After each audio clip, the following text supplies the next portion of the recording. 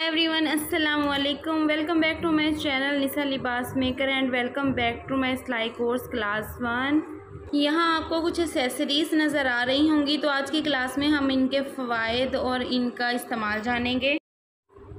ये सारी एक्सेसरीज़ जो है सिलाई यूज़ होती हैं। इनमें से कुछ एक्सेसरीज़ जो हैं वो ऑप्शनल हैं, लेकिन मुझे रखनी पड़ती हैं क्योंकि मेरा प्रोफेशनल वर्क है, मुझे डेली बेस पे काम करना होता है, तो इसलिए बहुत सी चीज़ें हैं जो मुझे रखनी पड़ती हैं। ऑप्शनल हैं, आप लोग रख सकते हैं, नहीं रख सकते, वो आपकी मर्ज़ी है।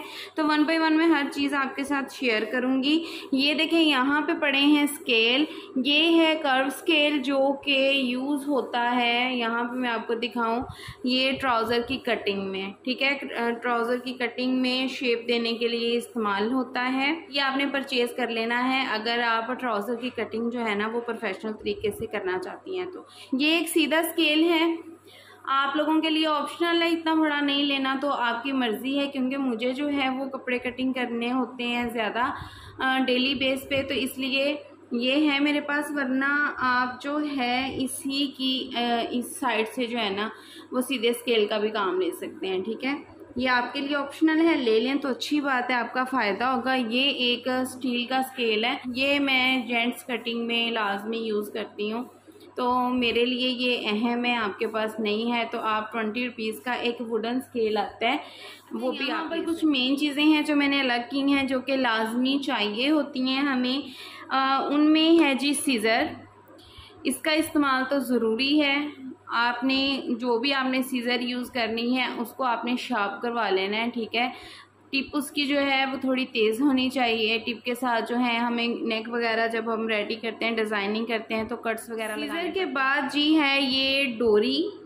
जब हम शर्ट्स पर पाइपिंग वगैरह करते हैं तो ये उसके लिए यूज़ होती है। पाइपिंग के अंदर देते हैं, चॉक्स में स्लिट्स पर पाइपिंग करते हैं, तो उसमें इलास्टिक का रोल आप चाहें तो खुला भी ले सकते हैं गज़ों के हिसाब से। मैं ये वाला इलास्टिक यूज़ करती हूँ क्योंकि ये ना फ्लेक्सिबल होता है, और इसको आप जितना मर्ज़ी खींच के जो है ना वो नेफे में जब सिलाई लगाते हैं ना तो बल नहीं आते, जितना मर्ज़ी खींचते जाएं, ये बहुत अच्छा होता है। और ये हार्ड वाले इलास्टिक से थोड़ा महंगा होता है, आप चाहें तो वो हार्ड वाला भी यूज़ कर सकती हैं, लेकिन मैं ये वाला ये सुइयाँ, ये मशीन की नीडल्स हैं। आपकी मशीन को जो भी लगती हों आप उनका ये एक पैकेट जो है वो लाजमी लेके रखें, क्योंकि सुई जो है वो कभी भी धोखा दे सकती है, कभी भी टूट सकती है, तो फौरी तौर पे बाज़ार तो नहीं जाया जाता ना, तो इसलिए ये जो है आप लाजमी लेके ही रखें। अच्छा, यहाँ पे डिब्बे में मैंने डाले हुए हैं थोड़े से चॉक्स, ये देखें, आपके लिए ऑप्शनल है अगर अभी आप नहीं ले सकते, लेकिन इतने महंगे कोई नहीं होते, 10-20 रुपये का एक आ जाता है। ये मैं यूज़ करती हूँ ये कच्चे वाले चॉक्स, मैं आपको दिखा देती हूँ। ये देखें, मुख्तलिफ कलर्स में मैंने लेके रखे हैं। ये देखें, इनको कच्चे चॉक्स बोलते हैं। आप बाज़ार जाएंगे जहाँ से चीज़ें मिलती हैं, नलकियाँ वगैरह, आप उनसे कहना कच्चे चॉक दें। ये देखें, इनकी जो इनका निशान होता है ना वो बड़ा अच्छा लगता है। ये देखें, आपने हल्का सा लगाना है और इसका जो कलर है ना फ़ौरन आ जाता है। जो दूसरे चौक होते हैं ना रगड़ रगड़ के लगाने पड़ते हैं, ये तो वाइट है, इस पर कलर नज़र नहीं आएगा। ये चौक जो थोड़ा है ना, ये देखिए क्रीमी सा है, ये ब्लैक कपड़े पे जो है ना वो फैलता नहीं है। इनको मैंने एक डिब्बे में डाले हुए हैं। अगर आपके पास फौरी तौर पे अवेलेबल नहीं है तो इस तरह की पेंसिल जो है ना बच्चों की, आप वो भी निशान के लिए इस्तेमाल कर सकते हैं। सुइयाँ, ये मेरी मोस्ट फेवरेट सुइयाँ हैं। अच्छा, मैं आपको ये खोल के दिखाती हूँ कि ये किस तरह की सुइयाँ हैं। मैं तरपाई के लिए ये वाली सुइयाँ यूज़ करती हूँ। ये देखें, इतनी छोटी सी ये सुई होती है, अगर आप देख सकें मेरी फिंगर पे, ये देखें, ये इतनी छोटी सी सुई होती है, बारीक होती है। इसके साथ जो है ना वो तरपाई बहुत ही अच्छी होती है। ये इस तरह की डिब्बी में होती हैं, 10 रुपये की एक सुई है ये, ठीक है। और इसको नाटी सुइयाँ कहते हैं। इनके नंबर्स भी होते हैं, ये मोटी भी होती हैं, इनके नंबर्स होते हैं, ये डिब्बी पे लगे होते हैं। आपने इस तरह की लेनी है तरपाई के लिए, थोड़ी बारीक देख के। बाज़ार चाहिए, उनसे कहिएगा कि नाटी सुइयाँ चाहिए हमें, ठीक है, तो वो आपको ये वाली सुइयाँ जो है ना वो देंगे। ये टूटेंगी भी नहीं और तरपाई के लिए बहुत ही अच्छी सुइयाँ हैं।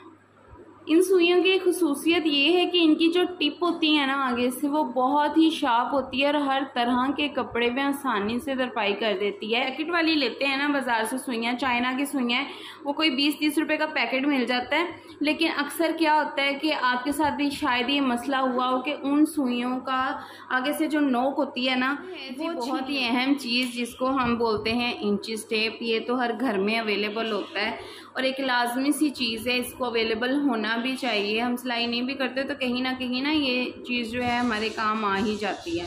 ठीक है, ये है इंचिस टेप। तो इसको हमने इंचिस टेप को पढ़ना कैसे है अब वो मैं आपको सिखाऊंगी। ये देखिए, ये जो होते हैं ना, ये इंचिस होते हैं। ये जो बड़े बड़े नंबर लिखे हुए हैं ना, यहाँ से यहाँ तक 1 इंच, यहाँ से यहाँ तक 2 इंच, ये 3 इंच, ये देखेंगे नंबरिंग है। और ये दूसरी साइड पे जो होते हैं ना, ये होते हैं सेंटीमीटर्स। अब इस तरफ से भी आप देख सकते हैं, अक्सर आपने वीडियोस में देखा होगा, जो बाहर के ममालिक है ना, ख़ास तौर पे वो सेंटीमीटर्स में वर्क कर रहे होते हैं। आपने वीडियोस देखी होंगी यूट्यूब पे सिलाई की, तो वहाँ पे सेंटीमीटर में जो है वो लिखा होता है। ये नीचे सारे सेंटीमीटर्स लिखे हुए हैं, तो ये ऊपर जो है ना, इनके ऊपर भी इंचीज़ हैं। ये देखें, यहाँ से 1 इंच, 2 इंच, 3 इंच और नीचे जो है ये सारे सेंटीमीटर्स हैं। और यहाँ से आपको ये चीज़ भी पता चल जाएगी कि 1 इंच में जो है वो कितने सेंटीमीटर होते हैं। उसके बाद यहाँ से हमने इन चीज़ को पढ़ना कैसे है। आजकल तो जदीद दौर है, इतना का तो काम मेरी हर बहन जो है वो इजीली कर ही लेती है, लेकिन फिर भी ये लोहे की एक यहाँ पे ये चीज़ लगी होती है। यहाँ से 1 इंच से आपने देखना है, यहाँ से यहाँ तक ये होता है 1/2 इंच। ठीक है, ये जो 1 इंच के दरमियान में ये लंबी वाली लाइन होती है ना, ये होता है 1 इंच का हाफ, जिसको हम आधा इंच बोलते हैं। ठीक है, और उसके बाद एक ये लंबी लाइन होती है, ये देखें, एक तो ये लंबी लाइन हो गई, एक हो गई ये वाली यहाँ पे, ये देखें, इसको हम कहते हैं 1.2 इंच। ये पॉइंट्स होते हैं। ठीक है, 1.2 इंच मतलब इसको अरफ़े आम में हमारी ज़ुबान में 1.25 इंच भी कहा जाता है। ठीक है, ये लाइन जो है इसको 1.25 इंच, ये यहाँ पे आके 1.5 इंच, यहाँ पे 1.25 इंच, ये एक और जो लंबी लाइन आ गई ये हो गया जी 2 इंच, फिर आगे 2.25, 2.5, 3.25, 3 इंच। दूसरी ज़ुबान में आपने पढ़ना है तो ये देखें जी 1.2 इंच, यहाँ पे 1.5, 1.7, 1.25 और आगे जो है ये 2 इंच। इस तरह से आपने इंचिस को पढ़ना है। ये है प्रेशर व्हील। इसके साथ जो है हम दूसरी साइड पे निशान लगाते हैं। इसका भी मैं आपको डेमो दे देती हूँ। ये फैब्रिक है मेरे पास, तो इसके ऊपर ये देखें जी, मैंने यहाँ पे जैसे फिटिंग का मान लेके निशान लगाया। ठीक है, ये चौक वैसे बहुत अच्छे होते हैं, देखिए कितने क्लियर नज़र आते हैं। तो यहाँ पे आपने इसको इस तरह से दबा के फेरना है। ये देखें जी, इस साइड पे जो है इस तरह से एक लाइन सी बन जाती है, मतलब है वो निशान लग जाएगा और चौक के साथ आप दूसरी साइड पे भी इजीली निशान लगा सकते हैं। लेकिन मैं इसको कहाँ यूज़ करती हूँ मैं आपको वो भी बताऊँ। मैं इसका इस्तेमाल कहाँ करती हूँ, जब मैं पांचों के लिए बुकरम कटिंग करनी होती है ना, तो इस तरह से स्केल रख के जितनी बुकरम मुझे चाहिए वहाँ पे ये निशान लगाया। उसके बाद इसका यूज़ करती हूँ, इसको हमने इस तरह से रखना है, यहाँ पे रखनी है फिंगर और ऐसे जो है वो दबा के इस तरह से जो है वो स्केल के बिल्कुल साथ रख के मैं निशान लगाती हूँ। तो इससे क्या होता है, ये देखें दूसरी साइड पे भी ये देखें इजीली एक जो है ना ये चीज़ बन जाती है। कैंची की हेल्प से आप इसको आसानी से कटिंग कर लें, आपकी पांचे के लिए बुकरम जो है बिल्कुल सीधी कट जाएगी। ऑप्शनल है, दिल चाहे तो ले लें। आती है बारी इस चीज़ की, ये है जी हमारी मशीन की डब्बियाँ। ये मैंने एक्स्ट्रा रखी होती हैं क्योंकि ये चीज़ें जो हैं वो कभी भी आपको धोखा दे देती हैं, कभी भी इनमें ख़राबी पैदा हो जाती है।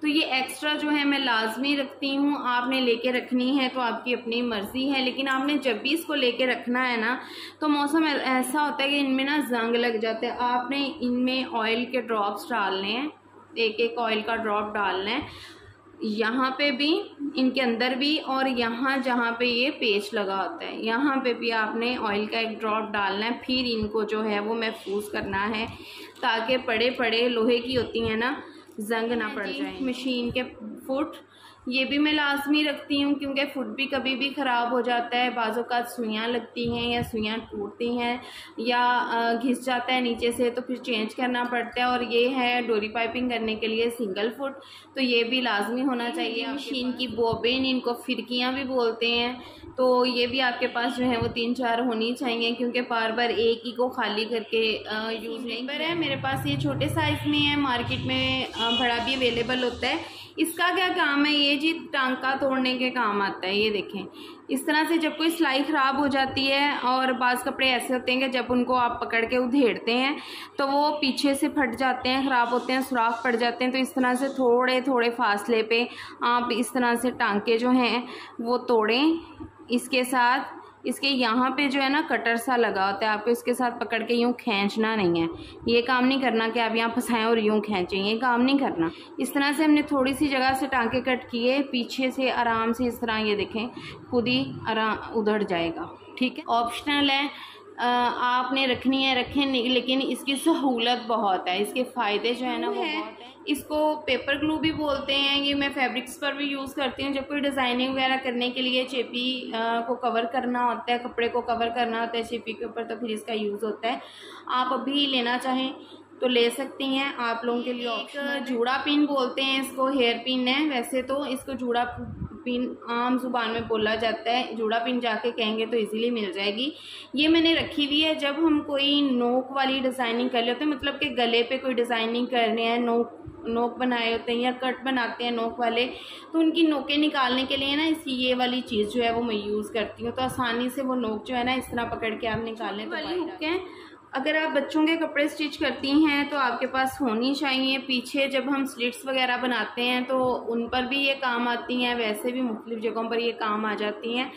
अगर आप नहीं यूज़ करते तो कोई इश्यू नहीं है, इसकी जगह पर आप जो हैं वो इस तरह के टिच बटन भी यूज़ कर सकती हैं। ये भी आम मार्केट में मिल जाते हैं, तो ये भी आपके पास लाजमी अवेलेबल होने चाहिए क्योंकि कहीं भी इनका भी यूज़ होता है। बाज़ों का टिच बटन वाले बाजू भी बनते हैं, तो आप हमेशा इस साइज़ वाले टिच बटन ही लें, वो छोटे वाले मत लीजिएगा, वो जल्दी ख़राब हो जाते हैं। ये साइज़ है जी पिन्ने, इनको हम हिजाब पिन भी बोलते हैं। ये भी आसानी से जो है 40-50 रुपये का मिल जाता है। अगर आपके पास कॉमन पिन्ने नहीं हैं, अक्सर तो होता है कि कॉमन पिन्स जो है ना वो गुम हो जाती हैं जल्दी या इधर उधर गिर जाती हैं, तो ये पिन्ने हैं इस तरह का, ये कवर इनका होता है, इनमें आसानी से यूज़ करने के बाद दोबारा लग जाती हैं और महफूज भी रहती हैं। तो ये आप बाज़ार से ले लें।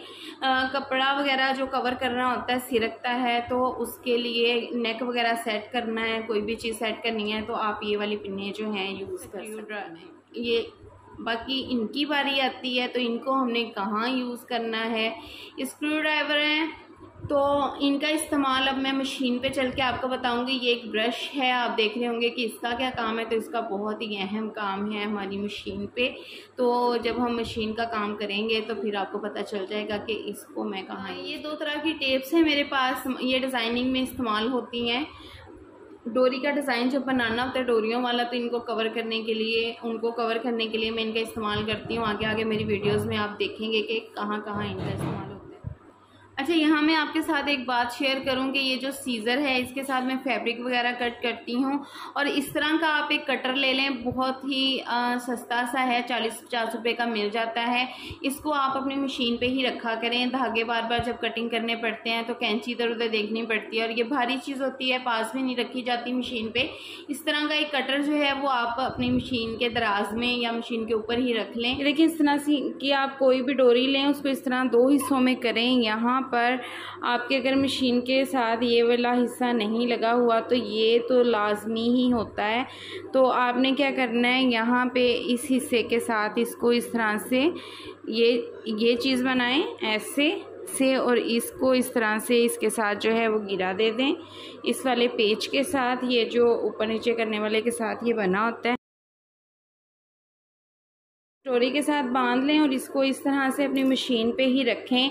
और जब भी आपने काम करते वक्त यहाँ पे धागे कट करने हैं तो इसके साथ इजीली कट करें। और जब इसको आपने मशीन का काम ख़त्म करना है, इसको ऊपर उठाएं और इसको जो है वो अपनी मशीन के अंदर रख के इस तरह से मशीन बंद कर दें। क्या है कि ये बच्चे भी नहीं उतारेंगे और गुम भी नहीं होगा, इस तरह से ये कवर हो जाएगा। इस तरह के किसी भी डब्बे में आप इस तरह की अपनी जो चीज़ें हैं उनको रखें और इसको बंद करके अपनी मशीन के करीब ही रखें ताकि बार बार इन चीज़ों को ढूंढना। सिलाई में यूज़ होने वाली सबसे अहम चीज़ बुकरम है। ये लेडीज़ बुकरम है जो कि नेक वगैरह बनाने के लिए डिज़ाइनिंग वगैरह में भी यूज़ होती है। इसके देखें एक तरफ जो है ये शाइन वाला हिस्सा होता है जिसको हम हीट आयरन के साथ जो है वो चिपकाते हैं और दूसरी साइड जो है वो बिल्कुल इस तरह से खुरदरी सी होती है। ये वाली साइड होती है मुलायम और ये शाइन वाली होती है। ये लेडीज़ बुकरम है जो गले वगैरह बनाने के लिए इस्तेमाल होती है। और ये है जी ज़ीरो की बुकरम, इसको बोलते हैं, बारीक है, ये भी डिज़ाइनिंग में इस्तेमाल होती है। इसको कहाँ पे यूज़ करते हैं ये भी आपको आगे चल के वीडियोज़ में पता चल जाएगा। और ये है टफ बुकरम भी इसको बोलते हैं, जेंट्स बुकरम भी कहते हैं। ये थोड़ी, ये देखें इस तरह से होती है। इसके भी एक साइड पर जो है शाइन होती है काफ़ी और दूसरी साइड पे ये थोड़ी थोड़ी दानेदार टाइप होती है। ये होती हैं जी बुकरम। और ये 3 तरह की बुकरम जो है वो नहीं है। बारी हमारी मशीन की कि मशीन की प्रॉब्लम्स जो हैं उनको कैसे सॉल्व किया जाए। ये इसके ऊपर जो है मुख्तलिफ़ तरह के स्क्रू ड्राइवर पड़े हैं और ये एक ब्रश पड़ा हुआ है जो मैंने आपको बताया था कि आपको मशीन पे चल के समझ आएगी कि इसका क्या काम है। हमारे जो टूथब्रश जो हैं वो ख़राब हो जाते हैं तो उनको प्लीज़ वेस्ट मत किया करें, ये बहुत ही अहम रोल अदा करते हैं हमारी मशीन को साफ़ करने में। तो ये मुख्तलिफ़ तरह के स्क्रू ड्राइवर और यहाँ पर मुख्तलिफ़ साइज़ के पड़े हुए हैं तो इनका इस्तेमाल भी जो है वो आपको मैं सारा बताऊंगी। अगर इसी वीडियो में मैं इन चीज़ों को ऐड करूंगी तो वीडियो बहुत लंबी हो जाएगी और आप लोग लंबी वीडियोस फिर देखते नहीं हैं, स्किप कर जाते हैं। तो इसलिए कल की वीडियो में आपको पूरा मशीन को सेट करना बताया जाएगा कि आप मशीन को खुद से खोल के किस तरह से सेट कर सकती हैं, उसकी जो छोटी बड़ी प्रॉब्लम्स हैं उनको कैसे सॉल्व कर सकती हैं। क्योंकि बहुत सी बच्चियाँ ऐसी होती हैं, थोड़ा सा मसला होता है कि टांका सही नहीं आ रहा, मशीन दाना दे रही है या सुइयाँ बार बार टूट रही हैं, तो वो क्या करती हैं कि बार बार जो है वो उसको मैकेनिक के पास लेके जाते हैं। और मैकेनिक साहब क्या करते हैं जी, बहुत सी अपनी तरफ से ही बातें सुना देते हैं कि इसमें तो ये भी डलना है, ये भी डलना है, तो इतने इतने पैसे जो हैं वो आपके लगेंगे। उन्हें आपको वो भी सारी चीज़ जो है वो समझानी है कि किस तरह से इन प्रॉब्लम्स को आप घर पे ही फिक्स कर सकती हैं और आपको क्या क्या चीज़ों की ज़रूरत पड़ेगी। कल की क्लास में आपको ये चीज़ भी समझाएंगे। आज की क्लास आपको इंफॉर्मेटिव लगी हो, आपको समझ आई हो कि कौन कौन सी एक्सेसरीज़ जो हैं वो हमें चाहिए होती हैं और किस किस काम आती हैं, तो आपने वीडियो को लाइक करना है, शेयर करना है और मुझे कमेंट सेक्शन में लाजमी बताना है कि आपके पास कौन कौन सी चीज़ें जो हैं वो अवेलेबल हैं, कौन कौन सी चीज़ें जो हैं वो नहीं हैं और वीडियोस आपको कैसी लग रही हैं और क्या चीज़ जो है वो आपके साथ आपको समझ में आ रही है। और जो बहनें जिनको मेरी वीडियोस की समझ नहीं आ रही तो काइंडली नेगेटिविटी मत फैलाएं, पॉजिटिव कमेंट किया करें जो लोग सीख रहे हैं, ताकि उनकी हौसला अफजाई हो, हमारी हौसला अफजाई हो, सिखाने वालों की भी और सीखने वालों की भी। तो दुआओं में याद रखिएगा। मिलते हैं जी कल की क्लास में, नेक्स्ट वीडियो में। ज़िंदगी रही तो ज़रूर मुलाकात होगी।